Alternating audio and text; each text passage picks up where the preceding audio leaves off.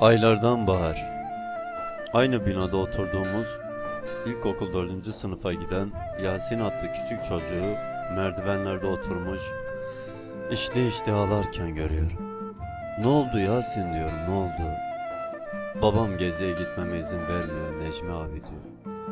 Susmuyor, içini çeke çeke ağlıyor. Neden diye sorduğumda babasının 10 lira vermediğini, hem havanın çok sıcak olduğunu falan anlatıyor. Tüm sınıf gidecek Necmi abi diyor. Bir ben gitmeyeceğim ya diyor. Susmuyor çocuk. Sümüğünü çeke çeke ağlıyor.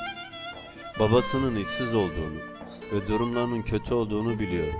Asla oğlunu kırmak istemeyeceğini ama elinden de hiçbir şey gelmediğini çok ama çok iyi biliyor.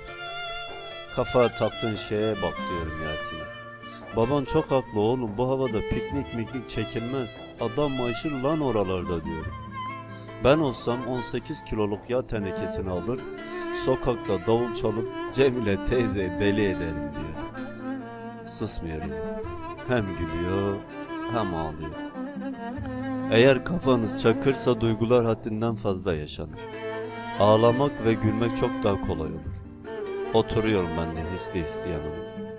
Kafasını okşayıp çocukluğumu anlatıyorum yerli yersiz. Çocuk işte. Ne yapsan olmuyor. Hıçkıra ağlıyor. O an para çıkarıp vermeyi düşünüyorum.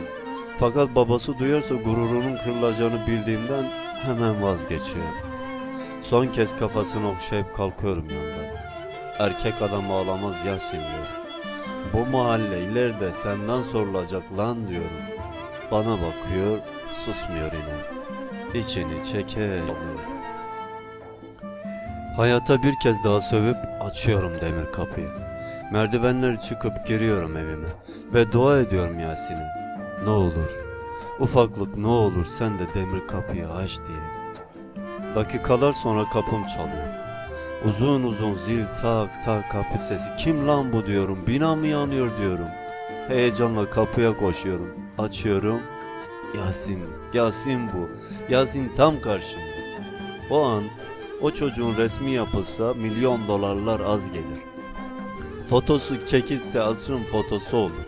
Hayatımda görmediğim yüz hattı ve görmediğim ifade biçimiyle bana bakıyor. Mona Lisa halt etmiş. Yüzünde 3 değil onlarca duygu var. Sevinç, hüzün, şaşkınlık, öfke, neşe, aklına ne gelirse.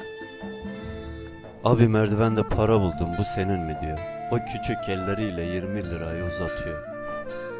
Şükürler olsun. Uzun zamandan sonra ilk defa bir boku başardığım için, ilk kez bir işimin rast gittiği için hem seviniyor hem de Yasin'in bu onurlu davranışı için içten içe duygulanıyorum. Bir de yalan günah derler. Günah rahatlığıyla söylüyorum. Hayır diyor. Hayır, yakışıklı benim değil. Ama Nermin teyzeler evde yok ki, kesin senden düştü bu Necmi abi diyor. Okşuyorum kafasını. O para benim olsa bir dakika bile elinde tutmazdım Yasin.